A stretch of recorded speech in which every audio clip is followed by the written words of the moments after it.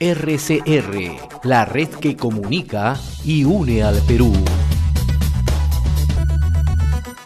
Tenemos una gratísima visita, ¿no? Nos acompaña en los estudios de RCR, Red de Comunicación Regional, el doctor Martín Belaúnde Moreira, abogado especializado en Derecho Minero. En su momento ha sido congresista de la República, decano del Colegio de Abogados de Lima. También asumió en su momento como embajador de Perú en Argentina, actual columnista del diario Expreso. Yo le agradezco infinitamente la amabilidad de aceptar esta invitación. Todavía escribo un jueves sí y otro no. Pero siempre yo lo leo, ¿no? Y vamos a conversar de su última columna, ¿no? El desgobierno de la turba, ¿no? Que me parece que encierra exactamente parte de la conversación. Y también nos acompaña Lucho Vargas, director del semanario Minas y Petróleo. Qué gusto saludarte, Lucho. El gusto es mío, José. ¿Qué tal?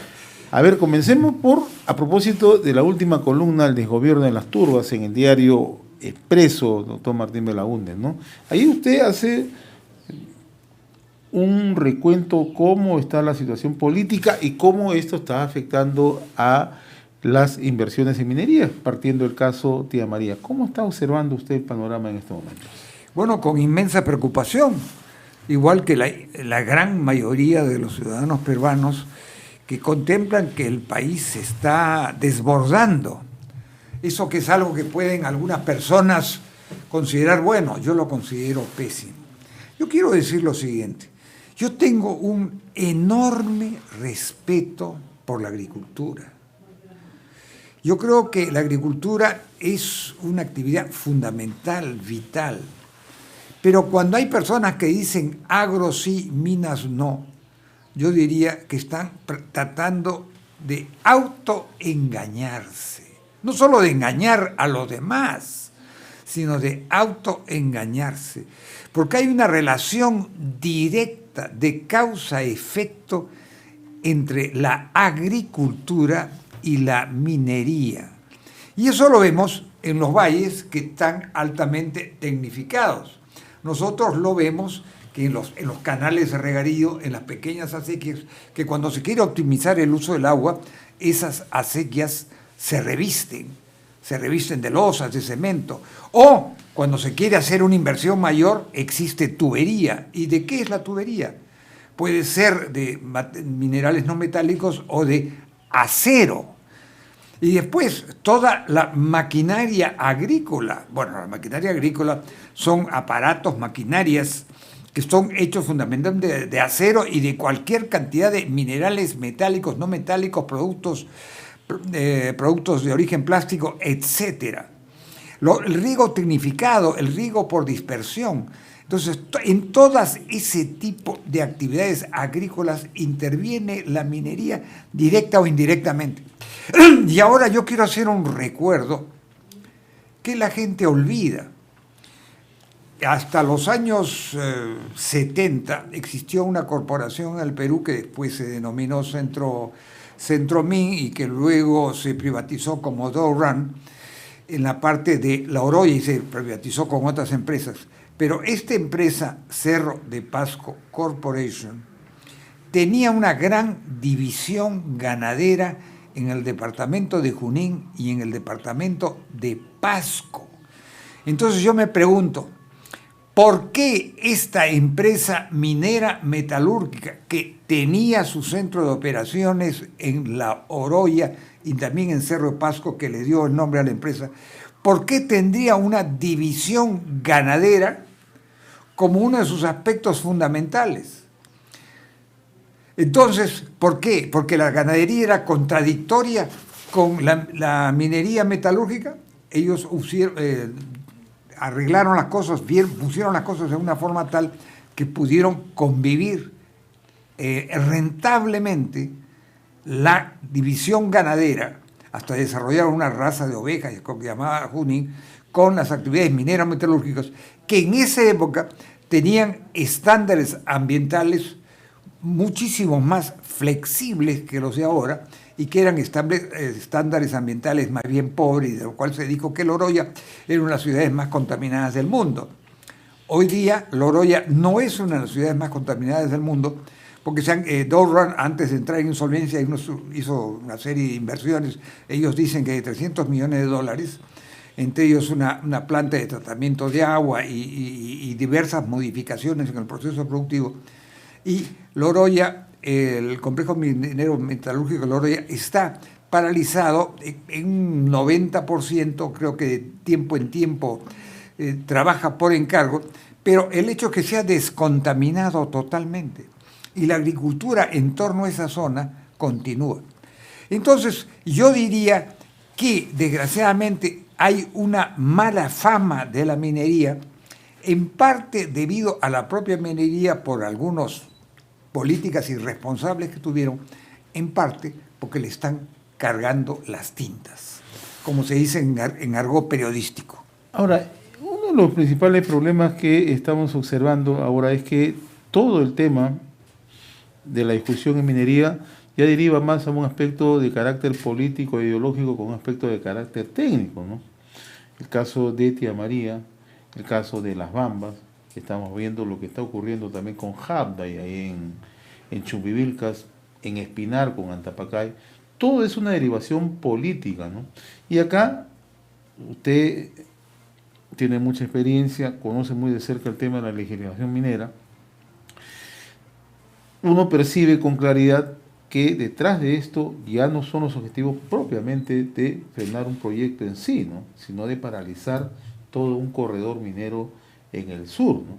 Y si uno empieza a analizar los últimos acontecimientos, empieza también a generar un nivel de por qué hemos llegado a esta situación, por qué el Estado no ha acompañado estos grandes proyectos que son necesarios para el país, ¿no? Cuando uno revisa las cifras económicas ve que el Producto Bruto Interno peruano depende gran parte de la industria minera, ¿no?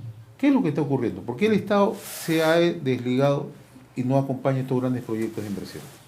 Porque el gobierno, que es una parte del Estado, el Poder Ejecutivo, que es el encargado de llevar el día a día del gobierno, se ha desentendido de los aspectos económicos y se ha olvidado que un Estado de Derecho implica no solo respetar los derechos de todos y respetar el derecho de protesta, porque se debe respetar, pero eso no implica que con el derecho de protesta se bloqueen las calles, se bloqueen las carreteras, se pongan piedras, se destrocen las vías de comunicación y se interrumpa el derecho de tránsito. Entonces, la protesta cuando llega a ese extremo, entra en una fase desgraciadamente delictiva. Y el gobierno está, y concretamente el presidente Vizcarra, tiene una visión inmediatista, cortoplacista, piensa en las encuestas, como todo el mundo lo dice, y se rinde de antemano ante estos elementos que protestan, en lugar de decirles, ustedes tienen derecho a la protesta, pero su derecho a la protesta termina cuando la demás gente quiere seguir trabajando, cuando la demás gente quiere seguir circulando. Entonces, estos señores que protestan, en realidad lo que desean es paralizar al país. En el caso de Tía María, tenemos un ejemplo clásico de que se quiere no solo paralizar, sino descartar un nuevo proyecto.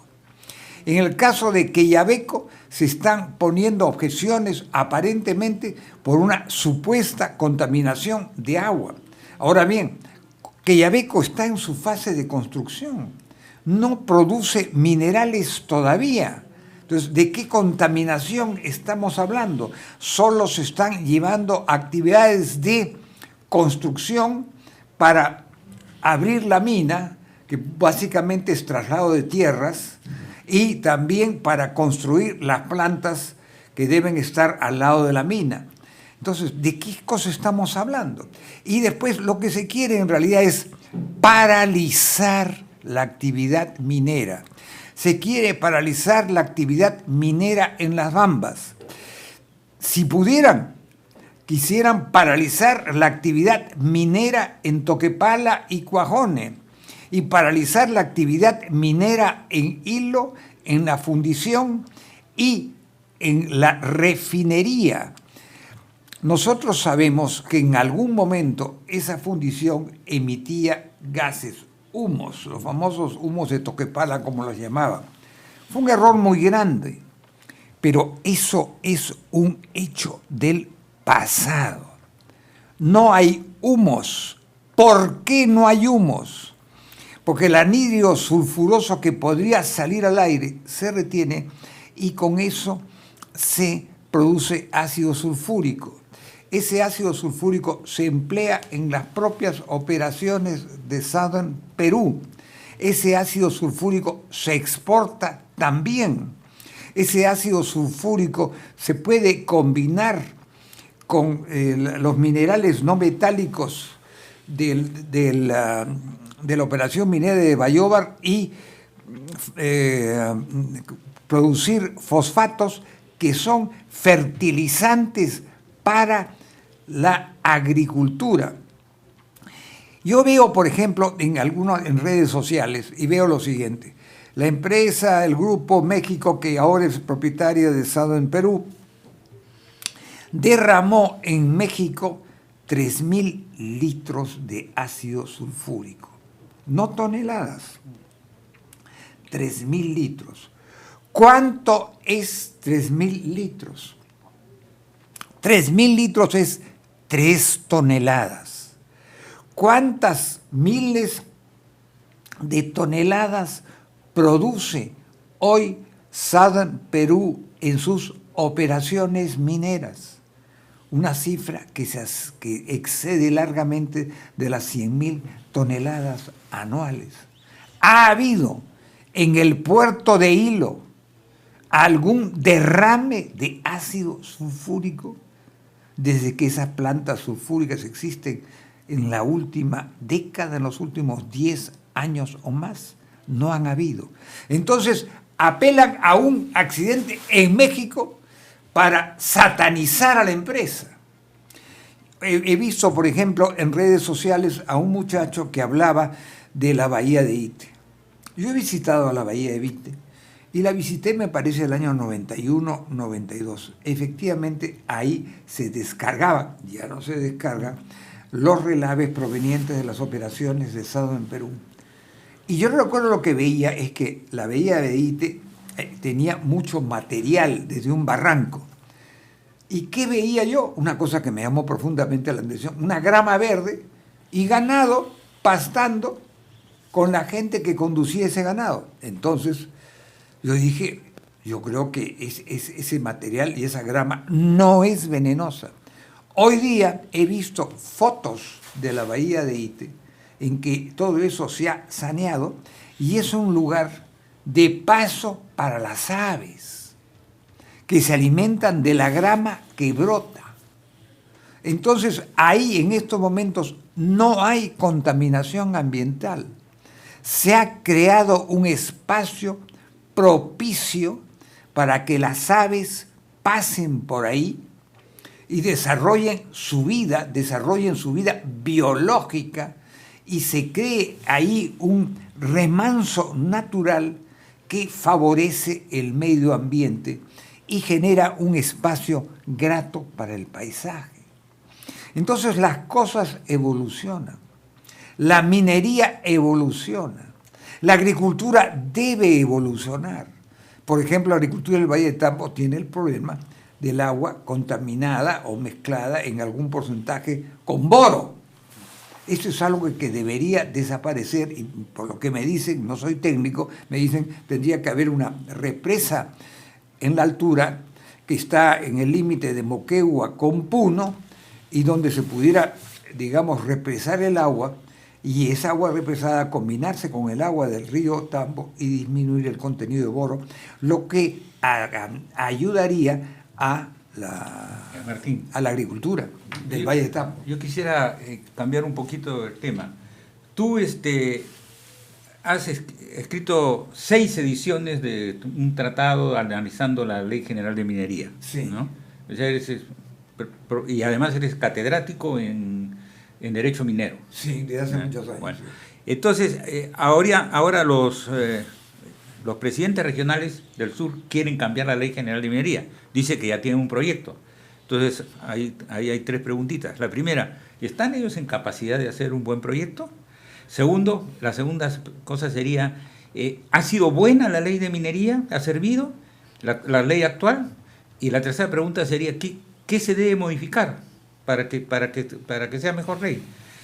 Bueno, yo diría lo siguiente. En los años 80, cuando yo era gerente general, en la primera mitad de los años 80, cuando era gerente general de Minpeco, el Perú tenía una producción de cobre que no excedía de las 250.000 toneladas de cobre fino, fundamentalmente en cátodos y en el cobre ampolloso, blister y también en concentrados. ¿Cuál es la producción de cobre hoy día? Es exactamente 10 veces más. Nosotros producimos cobre y vendemos cobre, y creo que hemos exportado cobre, por el equivalente de 2.500.000 toneladas métricas de cobre fino en diversas formas. 10 veces más de lo que ocurría en la primera mitad de la década del 80. Producimos más zinc, producimos más plomo, y el plomo se puede tratar y se puede impedir que tenga un efecto, contrario a la salud humana. Producimos oro, que en una época producíamos en muy pequeña cantidad. Producimos mucho más plata, desgraciadamente ya no lo producimos en la forma de plata metálica, sino en concentrados. La producción minera del Perú ha aumentado enormemente. Entonces, ¿qué es lo que queremos tener? Una ley de minería, ley orgánica de minería, porque tendría que ser aprobada por el Congreso conforme a la Constitución peruana, al artículo 86, o queremos tener una ley contra la minería. Pareciera que quienes estarían redactando ese proyecto, que quizás lo presentarían al Poder Ejecutivo, y el proyecto del Poder Ejecutivo lo tendría que considerar. Y yo me pregunto, ¿el Poder Ejecutivo quiere tener un Ministerio de Energía y Minas o quiere tener un ministerio contra la energía, contra la electricidad y contra las minas? Se puede actuar negativamente con mucha facilidad, pero construir y desarrollar una producción y desarrollarla en una forma perfectamente compatible con la minería es muy difícil. ¿Ley contra la minería? Se puede hacer una ley contra la minería, pero ¿cómo va a quedar el Perú? Eso le digo yo a mis alumnos. ¿Cómo va a quedar el Perú? ¿Y cómo compara la Ley General de Minería peruana con las leyes de países como Chile, como Australia? Bueno, Australia es un gran productor minero, ¿no? Sí. Es un gran productor de mineral de hierro, creo que también es un productor de cobre. Por ejemplo, en Estados Unidos rige un sistema legal distinto al peruano. El sistema peruano que rige para todos los países hispanoamericanos, o iberoamericanos o latinoamericanos, como se les quiera denominar, el Estado es el dueño del recurso natural y el Estado permite su explotación a través del sistema de concesiones. Pero cuando se otorga la concesión, por ejemplo en el Perú, se tiene un título, se tiene un derecho teórico, pero no se tiene la autorización para llevar a cabo el proyecto. La construcción de la planta de beneficio, por ejemplo, en el caso de Tía María, donde se procesarán los minerales que provengan de los dos yacimientos, Tía María y La Tapada, se requiere una autorización de la Dirección General de Minería, que se ha dado después de 2 estudios de impacto ambiental. De manera pues que yo lo que veo aquí es una clarísima intención de que no haya minería. ¿Cuáles serán las consecuencias? Analicemos un poquito eso. Bien, para finalizar y proyectando, ¿cómo ve el futuro de la minería en esta situación? Bueno, yo lo veo que está ese futuro comprometido. Y yo quiero resaltar un aspecto. El Perú el año pasado exportó productos por un valor de 48.500 miles de millones, de más de 48.000 miles de millones de dólares. De esa exportación, 48.500 miles de millones de dólares, cerca de 29.000 millones de dólares correspondieron a la minería. O sea, está entre el 58 y el 62% de las exportaciones. El Perú tiene una balanza comercial favorable, pero si el Perú dejara de exportar productos mineros, esa balanza se convertiría en totalmente desfavorable y tendríamos que reducir nuestras importaciones. Entonces el Perú dejaría de crecer económicamente y entraría, como ahora parece que está entrando, no solo en un crecimiento muy pequeño que no ayuda a la reducción de la pobreza, sino que entraría en estancamiento y, lo que es peor, en una gravísima recesión. En la moneda peruana, el sol, se ha mantenido estable e incluso se ha apreciado con respecto al dólar en los últimos 10 años. Si ocurriera una caída muy brusca de nuestras exportaciones, podríamos enfrentar un proceso de dramáticas y muy dañinas devaluaciones, proceso por el que el Perú ha pasado y que no debe volver a repetirse. RCR, la red que comunica y une al Perú.